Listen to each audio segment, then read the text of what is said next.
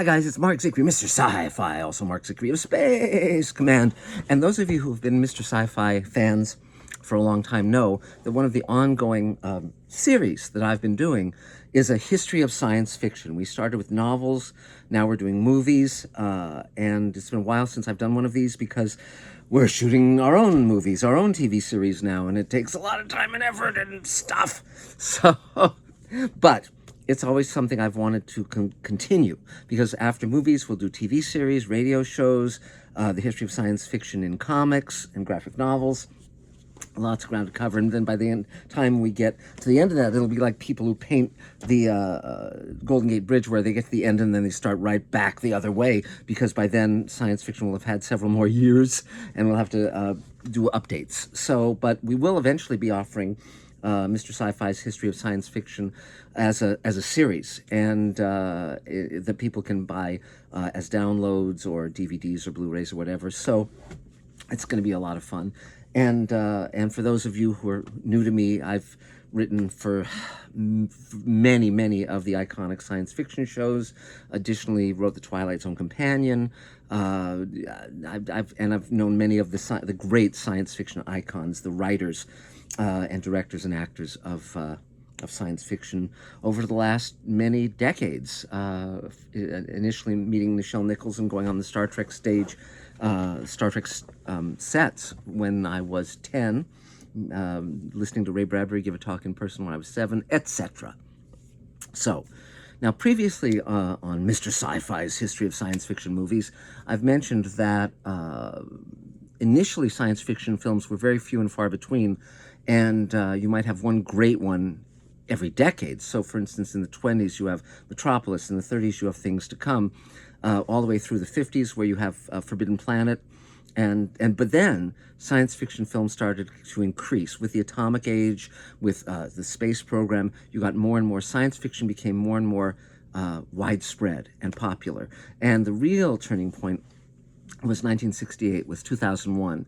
And it really was a game changer in terms of quality, in terms of visual effects, in terms of everything. And then that inspired both George Lucas with Star Wars and Ridley Scott with Alien to reinvent the genre. And that's what they did. And so for me, the golden age of science fiction films, I mean, I love the films I've just mentioned, but the real golden age of science fiction films was, for me, from about 1977 with Star Wars through the 90s, because that's where you had the amazing science fiction films with great actors, great writing, and practical effects joined with visual effects very effectively. Films like Independence Day and Total Recall and Blade Runner, as we mentioned previously, etc. But now we get into the 21st century. And there's still, and to this day, let me say, there are many very strong science fiction films, but over the course of the beginning of the 21st century till now, visual effects have tended to predominate, and practical effects, meaning that you build the thing, real creature suits, real spaceship sets and models and all of that, was replaced by VFX. But now it's kind of swinging back a bit the other way, simply because people have gotten used to visual effects en masse, like in the Marvel movies, and it lacks a solidity, it lacks a weight and a presence that a practical effect will have. So let's just start year by year from the year 2000, and we will cover, probably in the course of a couple of Mr. Sci-Fi videos, the decade from 2000 to 2009. I guess they're called the aughts. But let's start with it. Now in some cases, you'll hear about movies that you haven't heard of before. There was a real mix of quality, but a lot of really strong directors, strong actors, strong scripts.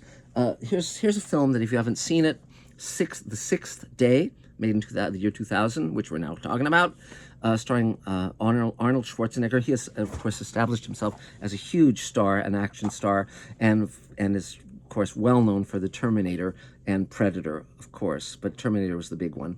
And this is a very fun little science fiction film. It deals with cloning, and it was directed by Roger Spottiswoode, who I believe is a British director. I think it had designed by Ron Cobb, who also did Alien and Aliens and so forth, if memory serves. It had Tony Goldwyn and Michael Rappaport in it, and it's just a lot of fun. It's just a lot of fun. If you haven't seen it, it's really worth watching, and not a heavyweight science fiction film, but enjoyable. Now we get to another film. These are right now we're in the year 2000s. We'll be talking about these now. The next film has been acknowledged as one of the worst science fiction films ever made. And to be fair, I've only seen parts of it. I haven't seen all of it, so take that with a grain of salt.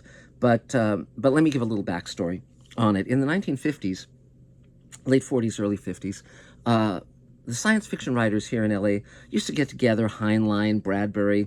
They all knew each other. They'd get together regularly at parties and so forth, and in cafeterias, etc.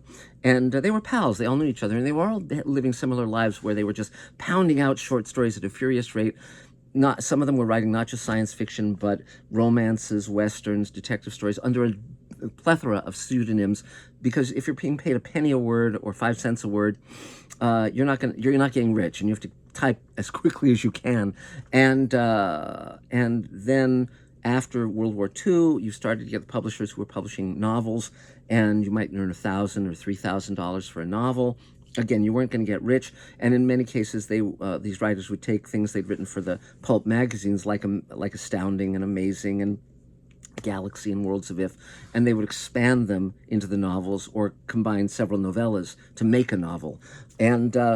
And at one of these parties, my friend Theodore Sturgeon told me about this. He was one of the great science fiction writers, also wrote for Star Trek, and my photo of him appears as his author's photo on several of his books. An amazing man. And he told me about a party he was at. I think it was in the early 50s, and one of his pals, one of the people they all knew, mentioned that he had an idea for a science fiction novel. And someone at that party said, if you write it as a science fiction novel, you'll earn $1,000. If you make it a real world pursuit, you'll never have to work again. You'll be set for life. And so the guy took that advice, and he wrote a book called Dianetics, which then of course became Scientology, and that was of course L. Ron Hubbard. And that was a turning point for Mr. Hubbard, where he went from being a science fiction toiler in the fields, one among many, to a huge worldwide guru earning many millions of dollars. But he still was at heart a science fiction writer, and he still had the bug to write science fiction. So he wrote a book, a science fiction book, and this is the name of it. This is it. Battlefield Earth. And this is the movie tie-in edition. And if you look closely, that's Mr. Hubbard right there, and the cast of the movie. And this, and I have not read this book yet, but I will. I'm curious. But Hubbard, I've read other of Hubbard's work. I'm not a big fan of his work. I find it rather, he was writing so quickly that I find him very kind of journeyman, not like Ray Bradbury or Theodore Sturgeon or any of the greats. For myself, speaking for myself, and but John Travolta, who was a Scientologist, some movie stars are like there's a number of them, and you can look them up online. Tom Cruise perhaps is the biggest one, but this movie was made at a point where John Travolta was a big star, and he said he would star in this along with Forrest Whitaker, Barry Pepper, etc. And it's this big thumping science fiction novel, and it was made into a movie with all the best intentions, God knows, and it's just awful. The little I've seen of it is just awful. And I urge you all to take a look at it. I may someday watch it and say, this is great, I was totally wrong. Give me my personality test. But but I have talked to people who love the book and who are big fans of it, and Scientology gives out Writers of the Future Awards every year. I'm invited to the banquet, and anything that helps writers break in, that helps them make a living, I'm in favor of. As long as they're not forced to become Scientologists, have the chip implanted or whatever, I'm fine with it. And so Battlefield Earth just came out, and it was a huge disaster, and so that's That's what happened with that. So now another movie that came out that year was called The Cell. It stars, uh, uh, many. It stars like Jennifer Lopez, Vince Vaughn, Vincent D'Onofrio, major actors, and it was directed by a guy named Tarsem Singh, and it's the plot isn't its huge strength. Its strength is in these incredible visuals. It has amazing, rich colors, brilliant visuals. And so I always talk about Prometheus as being a terrific movie if you turn off the sound and ignore the people talking in the foreground. I don't think The Cell deserves that judgment, but definitely it's unique in its visuals, in the way it just goes from shot to shot to shot in these breathtaking ways. It's not one of my favorite movies, but definitely distinctive, definitely worth checking out. And and again, you can see just from these three movies. And by the year 2000, you were getting a lot of science fiction extrapolations. Directors were being given a hand to really lean into visuals, really lean into production design, and that's fine, and that's fine. And you would see many of the same tropes. It's fascinating when H.G. Wells essentially invented modern science fiction. Some people would say Jules Verne. I'm not a big fan of Verne because I find his stuff like kind of travelogues. I'm not a big fan of his writing, though I love many aspects of 20,000 Leagues Under the Sea, etc. But for me, H.G. Wells is the guy because I think he's a very strong writer, and particularly from 1895 to slightly into the 1900s. He was writing book after book after book that basically invented modern science fiction. So The Time Machine was the first book to deal with a machine that takes you back and forth in time. War of the Worlds was the first great alien invasion novel. Island of Dr. Moreau dealt with genetics. Now we would call it gene splicing. Back then it was like vivisection, and but creating beast men, hybrids. And then there was this. The Invisible Man. This is an edition that I got in England, that has an introduction by Frank Wells, who is H.G.'s son. And this was a story. There have been stories about, potions and things that turn people this or that. Dr. Jekyll and Mr. Hyde by Robert Louis Stevenson is one of the great exemplars of that. But this is about a potion that turns a man invisible. And of course, the fantasy of being invisible has been, people often say there's that fun trope of if you had a superpower, what would it be? Some people would want flight, some people would want super strength, some people would want invisibility, etc. So the Invisible Man was made into movies, most notably probably the one with Claude Rains that was made in the 1930s, and had very distinctive effects for its time. But there's also been other movies that aren't a direct adaptation of the Invisible Man, but take that notion of invisibility and run with it. And The Hollow Man, 2000's The Hollow Man, directed by Paul Verhoeven, who'd already done Total Recall, Starship Troopers, RoboCop, an amazing director. This is his attempt to his take on the Invisible Man, and it stars Kevin Bacon as someone who embraces invisibility and kind of turns evil, just like in the Invisible Man novel. And it also has Elizabeth Shue and Josh Brolin. And it's sort of a fun movie, but not a great movie. Kevin Bacon, of course, had already done Tremors. He's a wonderful actor. It's one of my favorite actors. This is way before they had 6 degrees of Kevin Bacon. But again, if you haven't seen it, you could do worse. And it's fun. Verhoeven, sadly, his career didn't continue at such heights. Starship Troopers is one of my favorite films. I very much like Total Recall and RoboCop. I think they're very, very strong. But this was a start of him becoming less assured. Now, at the same time, in the year 2000, they wanted to make a film about Mars, and I've longed for a great film about Mars. Mars is one of my favorite subjects. I hope that Elon Musk or somebody gets us to Mars, but of course Elon has gone off the rails, as some would think, but be that as it may. So in the year 2000, 2 major films were made about Mars, and neither one of them was that good. When I was a kid, there was a movie called Robinson Crusoe on Mars, which I loved, and I still really, really have a deep fondness for. And it was conceived by Ib Melchior. It was directed by the director of the 1950s War of the Worlds, and it's a lot of fun. And I actually had the two stars of that movie show up at a screening of it that I held with my friends Barbara Hambly and some of the other Star Trek writers. Great fun. But since then, since the 60s, I hadn't really seen the great Martian movie emerge. So 2000, I was very hopeful that one of these two would do it, and neither did. It was only until The Martian, with the recent film that Ridley Scott directed, that it really, you had, I think, the great Mars movie. But the first one to mention was Mission to Mars. It was directed by Brian De Palma, who was a sort of really well known for thrillers, and it starred Gary Sinise from Forrest Gump, Tim Robbins, who's Shawshank Redemption, Don Cheadle, who we've seen in everything from Hotel to Rwanda to, I think the Batman movies, no, the Iron Man movies, Iron Man, and it's a very solid cast, but just kind of wacky, not great. It's okay. You can watch it. It's not without merit, but not great. Not a home run. Maybe a single or a double. So at the same time, across town, Anthony Hoffman is directing Red Planet. Now I have a spacesuit in my collection from that movie, and both these movies are interesting from a production standpoint of the visuals.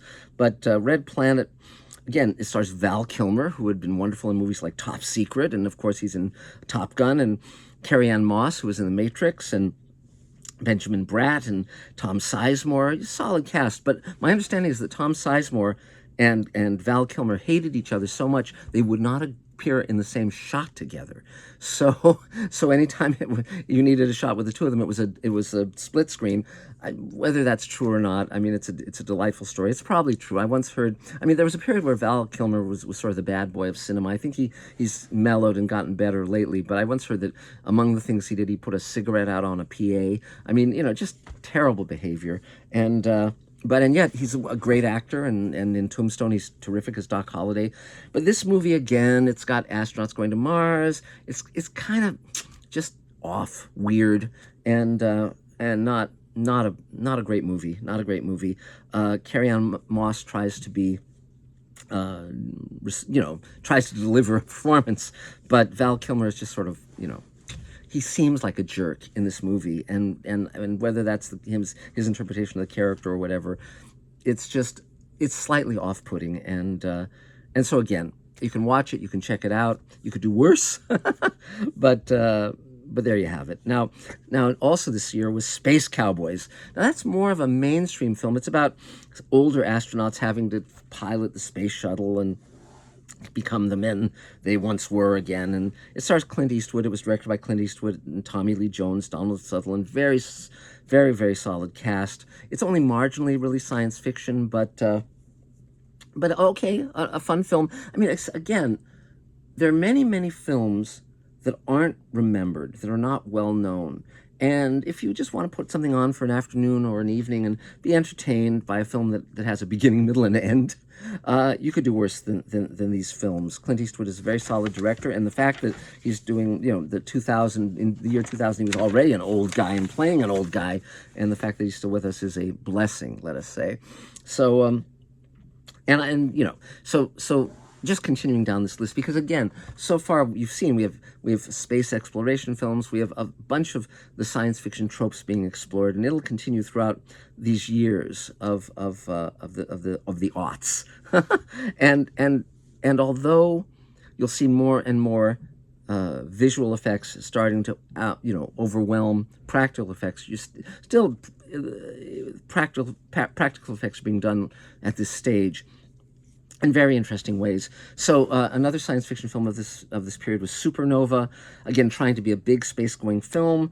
It stars James Spader, who of course was wonderful in Stargate, in the feature Stargate, and Angela Bassett, who's wonderful in everything from the Tina Turner biopic to a film that she did with Ralph Fiennes about the turn of the century, Strange Days, which was made years before the turn of the century. An interesting kind of science fiction film that's not well known anymore, but worth checking out. Robert Forster's in this film, Lou Diamond Phillips. Again, solid cast, but not that good a film. Very,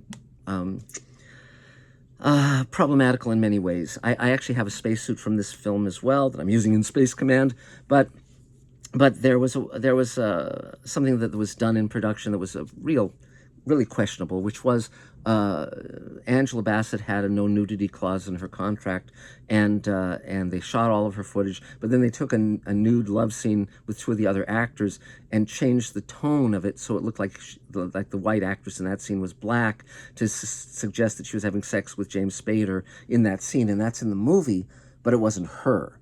And so to take one of your stars and put them in a nude scene and after the fact seems extremely questionable judgment. And so again, interesting film, but problematical. In terms of animation, they were also trying to do space-going science fiction. Titan AE was Don Bluth and Gary Goldman directing. It had now this is also when I wrote for animation, Smurfs, He-Man, Super Friends. Generally, you did not have name actors or big name movie stars in animation, voicing animation. But that started to change around the turn of the 21st century, and so this film has the voices of Matt Damon, Bill Pullman, John Leguizamo, Nathan Lane, Drew Barrymore. I mean, solid. I mean, if they were in a live action film, science fiction film, I'd go there. I'd go see that. That sounds great. But this is a film. It was a big science fiction animated film. They were trying to have that genre punch through to animation. And it just didn't click. It was not a financially successful film, but again, good effort. People trying hard and doing their best, and next, it's like okay, but you can check it out. I mean, all of these films that I've been mentioning so far are certainly worth checking out. Certainly worth looking at. You can see how strong a genre science fiction has become by the year 2000. Major blockbusters are being made in science fiction. They'll continue to be made as the leading grossing films for the next 25 years and to the present. But it's still very hit and miss. There's a lot of production, and this is before the pandemic, so people are going to movie theaters. A film will have several stages of profitability, from the theatrical release to the home video release to the cable release to the main network release, and so forth. So there was no digital download at this stage. It was people were buying DVDs.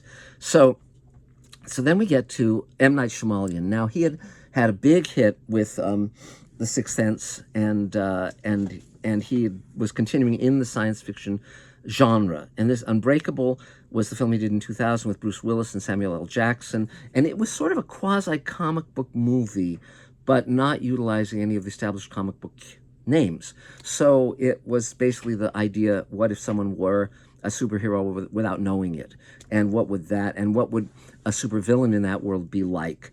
And it's a very interesting film. It's not one of my favorite films, but a number of people really, really like it. And so again, it may be your cup of tea, and you could definitely check it out and see what you think.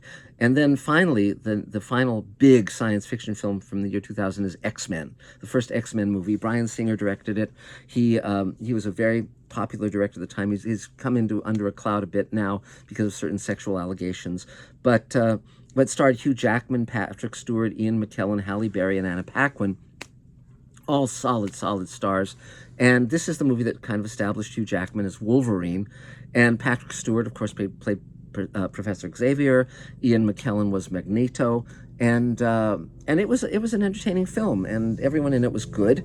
And the visual effects were very good, and it worked. It was a big hit. And X-Men has been very hit and miss over the years. It's based, of course, on one of the great Stan Lee Marvel comics from the 60s. That was I actually think I had X-Men #1 when I was a kid. And, and they keep trying to find the magic ingredients to make these films ongoingly profitable. And now Marvel is kind of having its challenges. But back then, with Iron Man, with X-Men, Marvel had found its stride. It had found a way to make enormously profitable films that were both critically respected and also financial blockbusters, and this was one of them. So But then we enter into 2001. So this is going to take a while, this commentary, if I keep going at this rate. But there were a lot of very good films. Now, again, for me, the 1977 to through the 90s was the golden age, my favorite films. But there's also a lot of films I like within this decade as well. Every decade has some of my favorites. The 2001 hits, the first film to talk about is a fascinating creative journey, which was AI, artificial intelligence. This was a film that was developed by Stanley Kubrick, and he intended to direct it, but then he died before he rolled camera on it, and Steven Spielberg took over the reins. Now, these two men had very different artistic sensibilities. They were good friends, very solid friends, both giants in the film industry, but Kubrick was sort of a genius with no one. There was nothing like him at all in film. He was one of a kind.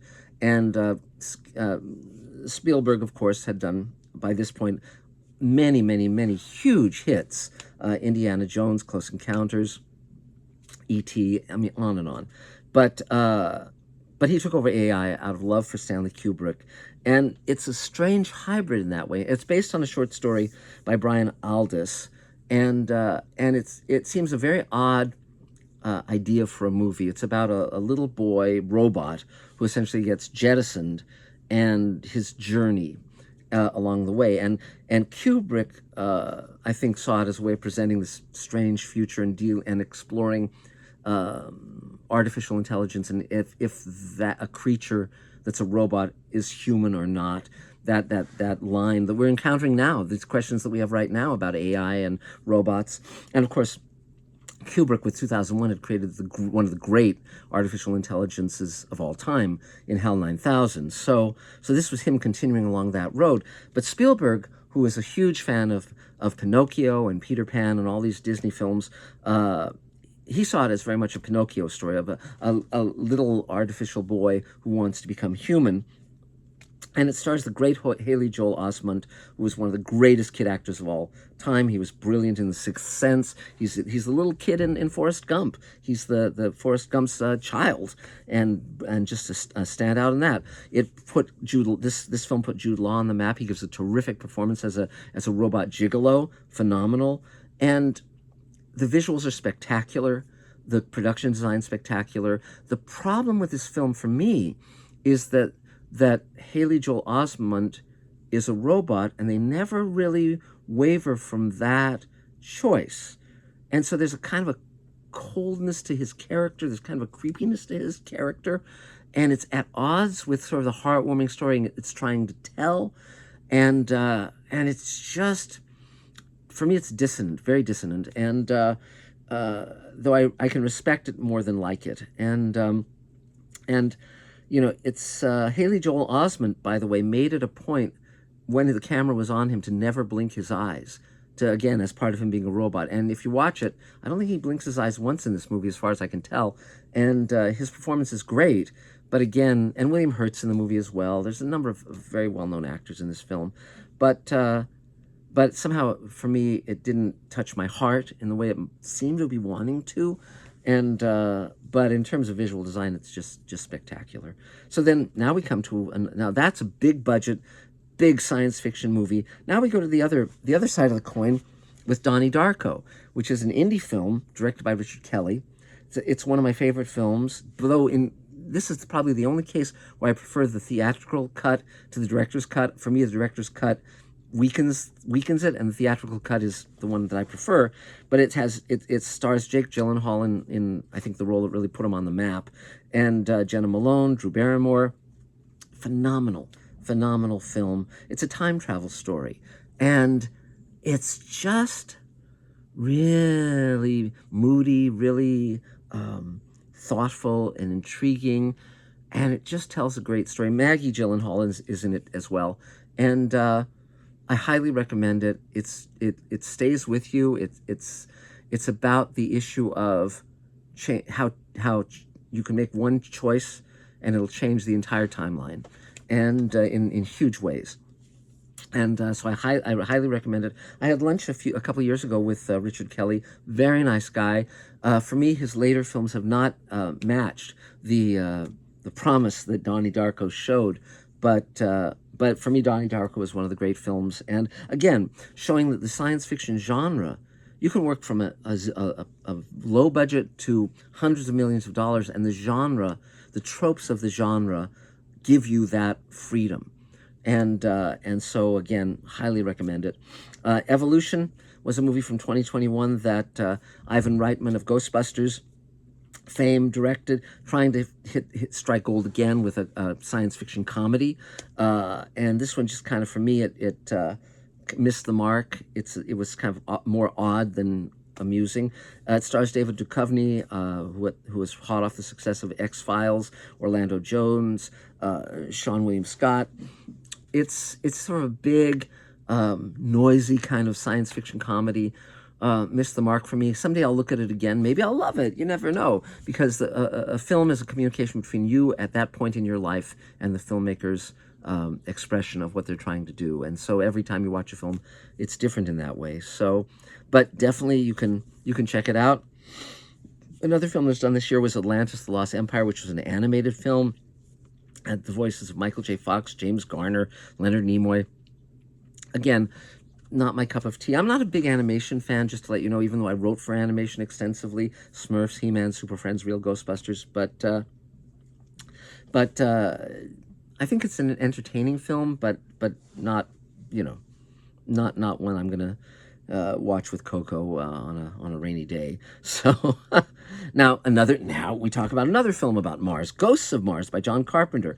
Now, interestingly enough, John Carpenter is one of my favorite directors. I love The Thing. In fact, I'm wearing my Thing t-shirt, which is the outpost in The Thing, the movie.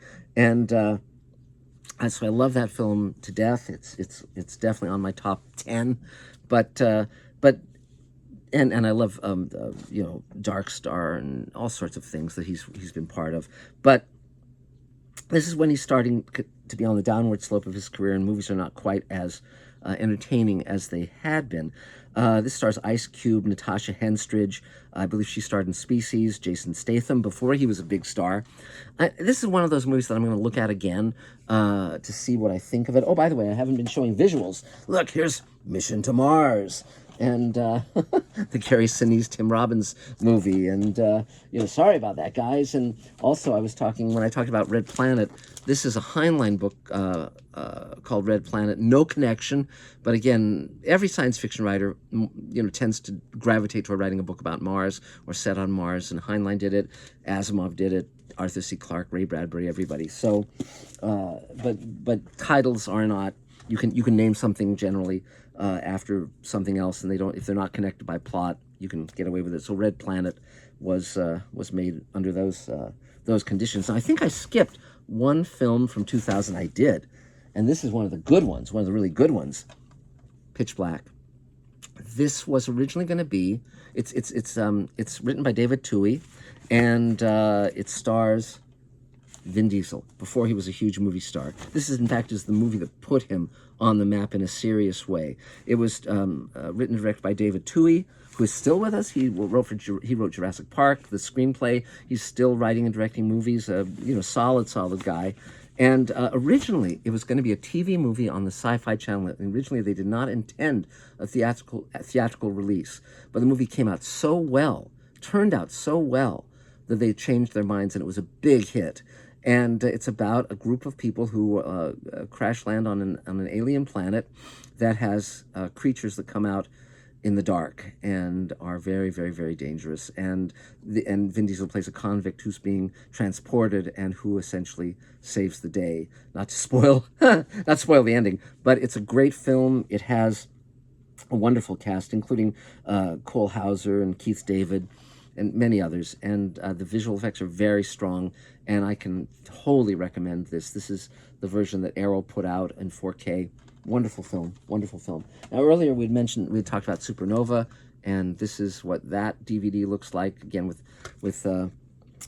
James Spader and Angela Bassett on the cover. James Spader is still a popular actor, but he doesn't look like this handsome young guy anymore. Angela Bassett is still with us in many, many roles, and is wonderful, one of the best actresses ever, and just phenomenal. But sometimes you have good ingredients, and the cake just doesn't rise. And I think that's true of this film.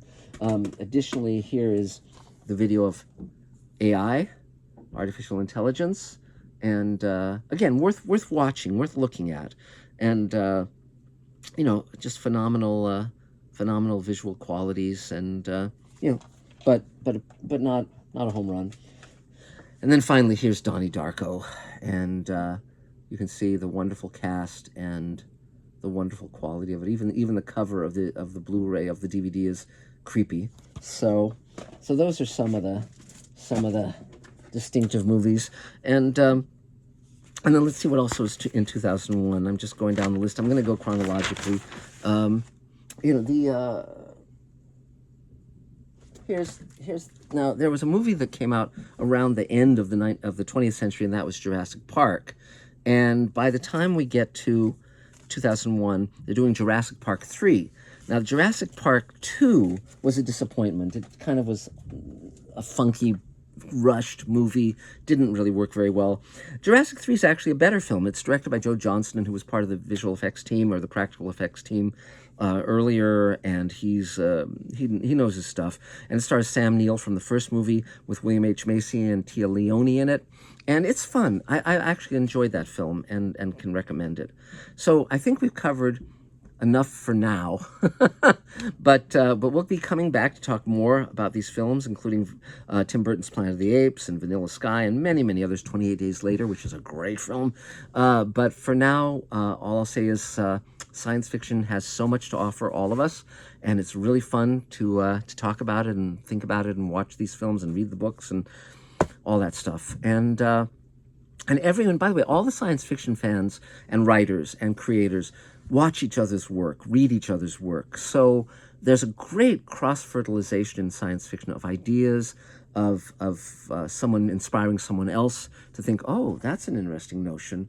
And so I keep lists of ideas for what I'm doing as well, and come up with things like, wow, I've never heard of that before. That's interesting. And so this is, when I talk about all these movies, there's a small community of filmmakers who most of them know each other. Most of them get together at numerous times throughout the year. They often show each other their works and ask questions when they're making their films and get response.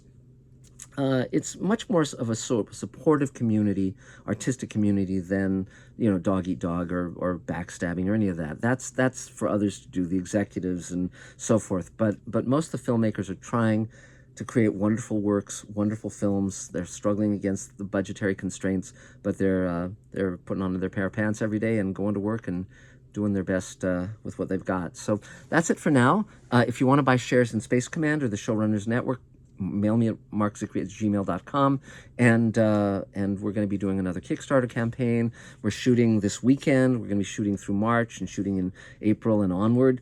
So if you want to be part of it, let me know.